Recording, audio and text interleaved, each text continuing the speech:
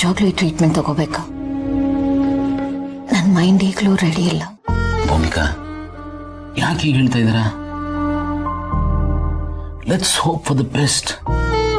ಅದೊಂದೇ ಮಾಡಬೇಕಾಗಿರೋದು ನಾವೀಗ. ಡಾಕ್ಟರ್ ಹೇಳಿದ್ರಲ್ಲ, ಚಾನ್ಸ್ ಇದೆ, ಆದ್ರೆ ಗ್ಯಾರಂಟಿ ಇಲ್ಲ. ಯಾವುದು ಗ್ಯಾರಂಟಿ ಇದೆ ಭೂಮಿಕಾ? ನೋಡಿ ಭೂಮಿಕಾ, ಈ ಜಗತ್ತಿನಲ್ಲಿ ಎಲ್ಲೂ ವಿತ್ ಎಕ್ಸ್ಪೈರಿ ಡೇಟೇ ಬರೋದು.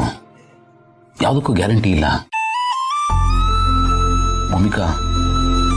ತುಂಬ ಜನಕ್ಕೆ ಈ ಥರದೊಂದು ಟ್ರೀಟ್ಮೆಂಟ್ ಮಾಡಿಸ್ಕೊಳ್ಳೋದಕ್ಕೆ ಅವಕಾಶನೇ ಇರಲ್ಲ, ಫೆಸಿಲಿಟೀಸು ಇರಲ್ಲ, ಅಫೋರ್ಡ್ ಮಾಡೋ ಶಕ್ತಿ ಇರಲ್ಲ. ನನಗಿದೆ ಆ ಶಕ್ತಿ. ಯಾಕೆ ಬೇಡ ಅಂತ ಇದ್ದೀರಾ? ಪ್ಲೀಸ್ ಭೂಮಿಕಾ, ಈ ರೋಗ ಬಂದಿರೋದು ನಿಮ್ಮ ದೇಹಕ್ಕೆ. ದಯವಿಟ್ಟು ಅದನ್ನು ಮನಸ್ಸಿಗೆ ತಗೋಬೇಡಿ. ಡಾಕ್ಟರ್ ಕೊಡೋ ಮೆಡಿಸಿನ್ ಇರ್ಬೋದು, ಟ್ರೀಟ್ಮೆಂಟ್ ಇರ್ಬೋದು, ಅದು ಕೆಲಸ ಮಾಡೋದು ನಾವು ಕೊಡೋ ನಂಬಿಕೆಯಿಂದ. ದೇಹ ಅರ್ಧ ಕೆಲಸ ಮಾಡುತ್ತೆ, ಮನಸ್ಸು ಅರ್ಧ ಕೆಲಸ ಮಾಡುತ್ತೆ, ಆಗಲೇ ರಿಸಲ್ಟ್ ಬರೋದು. ಭೂಮಿಕಾ, ನೀವು ಗಮನಿಸಿರ್ತೀರಾ, ಒಂದೇ ಕಡೆ ಇಬ್ರು ಒಂದೇ ರೋಗಕ್ಕೆ ಟ್ರೀಟ್ಮೆಂಟ್ ತಗೋತಾ ಇರ್ತಾರೆ, ಬಟ್ ಇಬ್ರು ಬೇರೆ ಬೇರೆ ರೀತಿ ರಿಕವರ್ ಆಗ್ತಾರೆ. ಯಾಕೆ ಹೇಳಿ? ಒಬ್ಬನಿಗೆ ಆ ಟ್ರೀಟ್ಮೆಂಟ್ ಮೇಲೆ ನಂಬಿಕೆ ಇರುತ್ತೆ, ಆದರೆ ಇನ್ನೊಬ್ಬನಿಗೆ ಮೊದಲಿಂದಾನು ತುಂಬ ನೆಗೆಟಿವ್ ಆಗಿ ಯೋಚನೆ ಮಾಡ್ತಾ ಇರ್ತಾರೆ, ಯಾವುದ್ರ ಮೇಲೂ ನಂಬಿಕೆ ಇರಲ್ಲ.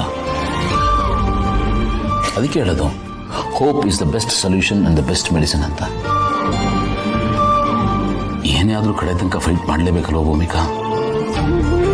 ಎಷ್ಟೋ ಜನಕ್ಕೆ ನೀವು ಸ್ಫೂರ್ತಿಯಾಗಿದ್ದೀರಾ. ನೀವೇ ಹೀಗೆ ಧೈರ್ಯ ಕಳ್ಕೊಂಬಿಟ್ರೆ ಹೇಗೆ ಹೇಳಿ? ನನಗೆ ಬದುಕೋ ಆಸೆ ಇಲ್ಲ ಅಂತ ಅನ್ಕೊಂಡಿದ್ದೆ, ಆದ್ರೆ ನಾನು ಐ ಕ್ಯಾನ್ ಅಂಡರ್ಸ್ಟ್ಯಾಂಡ್ ಭೂಮಿಕಾ. ನಿಮಗೆ ನಮ್ಮ ಜೊತೆ ಜೀವನ ಪೂರ್ತಿ ಇರಬೇಕು ಅನ್ನೋ ಆಸೆ ಇದೆ ಅಲ್ವಾ? ಹಾಗೆ ನಮಗೂ ನಿಮ್ಮ ಜೊತೆ ಇರಬೇಕು ಅನ್ನೋ ಆಸೆ ಇದೆ ಭೂಮಿಕಾ. ಸ್ವಾರ್ಥ ಅಷ್ಟೇ ಇಲ್ಲ ಭೂಮಿಕಾ, ಇದೊಂದು ಭಾವನೆ.